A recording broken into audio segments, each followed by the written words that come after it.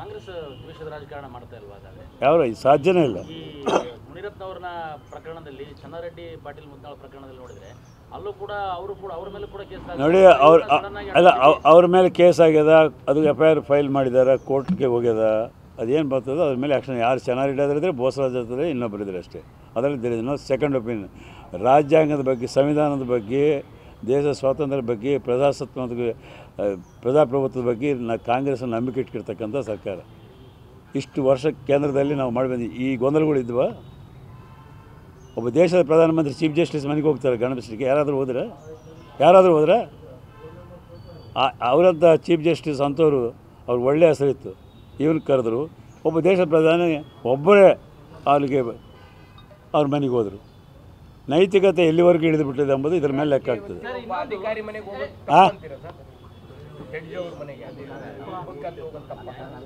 ನೋಡಿ, ಒಬ್ಬ ದೇಶದ ಪ್ರಧಾನಿಗೆ ಒಂದು ಪ್ರೋಟೋಕಾಲ್ ಇರ್ತದೆ. ಇಲ್ಲಿವರೆಗೂ ನಡೆದಿರ್ತಕ್ಕಂಥ ಪರಂಪರೆ ಇರ್ತದೆ. ನೋಡ್ರಿ, ಅಲ್ಲಿಂದ ಇಲ್ಲಿ ಇತಿಹಾಸದಲ್ಲಿ 70 ವರ್ಷದ ಇತಿಹಾಸದಲ್ಲಿ ಎಂದೂ ಆಗಿಲ್ಲ ಈ ಘಟನೆ. ಅದರದ್ದೇ ಆದಂಥ ಕೋರ್ಟು ನ್ಯಾಯಾಂಗದೇ ಬೇರೆ, ಈ ಆಡಳಿತದೇ ಬೇರೆ. ಓಕೆ, ನಮಸ್ಕಾರ ಎಲ್ಲರಿಗೂ. ಹೇಳಿ, BJP ಅವರು JDSನವ್ರಿಗೆ ಇವತ್ತು ಕರ್ನಾಟಕದಲ್ಲಿ ಏನು ಕೆಲಸ ಇಲ್ಲ. ರಾಷ್ಟ್ರ ಮಟ್ಟದಲ್ಲಿ ಇರ್ಬೋದು. ಯಾವ ರೀತಿಯಾಗಿ ಮಾಡಿದ್ರೆ ಅಂತ ಹೇಳಿ ಒಂದು ಎಕ್ಸಾಂಪಲ್ ಹೇಳಿ.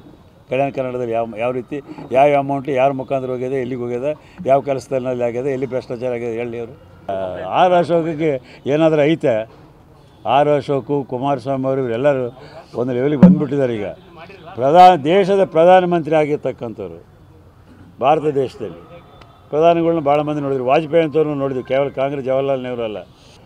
ದೇಶದ ಪ್ರಧಾನಮಂತ್ರಿ ಅಂತವರು ಒಂದು ಕರ್ನಾಟಕದಲ್ಲಿ, ಒಂದು ತಾಲೂಕಾ ಮಟ್ಟದಲ್ಲಿ, ಒಂದು ಟೌನ್ ಮಟ್ಟದಲ್ಲಿ, ನಾಗಮಂಗಲದಲ್ಲಿ ಆಗಿರ್ತಕ್ಕಂಥ ವಿಷಯವನ್ನು ರಾಷ್ಟ್ರ ಮಟ್ಟದಲ್ಲಿ ಮಾತಾಡ್ತಾರೆ ಅಂದರೆ ಮೋದಿ ಅಂತವರು. ಅವರು BJP ಅವ್ರ ನೈತಿಕತೆ ಎಷ್ಟು ಕಡಿಮೆ ಆಗಿದೆ ಎಂಬುದು ಅದರ ಮೇಲೆ ನಾವು ಲೆಕ್ಕ ಹಾಕ್ಬೋದು. ದೇಶದ ಪ್ರಧಾನಿ ಉಳಿದಂಥ ಟೈಮ್ನಲ್ಲಿ ಬಾಯಿ ಬೆಚ್ಚೋದಿಲ್ಲ ಮೋದಿಯವರು. ಯಾರು ಪ್ರೆಸ್ನವ್ರು ಬಂದರೂ ಮಚ್ಚೋದಿಲ್ಲ, ಚಾನಲ್ಸ್ನವ್ರು ಬಂದರೂ ಮಾಡೋದಿಲ್ಲ, ಯಾರು ಬಂದರೂ ಮಾತಾಡಿಸೋದಿಲ್ಲ, ಯಾವ ರಾಜಕೀಯ ಬಗ್ಗೆ ಕಾಮೆಂಟ್ ಮಾಡೋದಿಲ್ಲ. ಎಲೆಕ್ಷನ್ ಬಂದ ಕೂಡಲೇ ದೇವು ಬಂದುಬಿಡ್ತದೆ ಅವ್ರ ಮೇಲೆ. ಈ ರೀತಿ ಅವರಿಗೆ BJP ಅವ್ರಿಗೆ ದೇವು ಬಂದಂಗೆ ಆಗ್ತದೆ. ಪ್ರತಿನಿತ್ಯ ಕಾಳಿ, ಕರ್ನಾಟಕದಲ್ಲಿ ಮಾತ್ರ ಎಲ್ಲರೂ ಕಾಳಿ ಇದ್ದಾರೆ ಅವರು. ನಿತ್ಯ ಬೆಳಗ್ಗೆ ಎದ್ದುಗಳೇ ಸಾಯಂಕಾಲಗಳೇ ಯಾವುದೇ ವಿಷಯದಲ್ಲಿ ಅದನ್ನು ತಿರುಸ್ತಕ್ಕಂಥದ್ದು,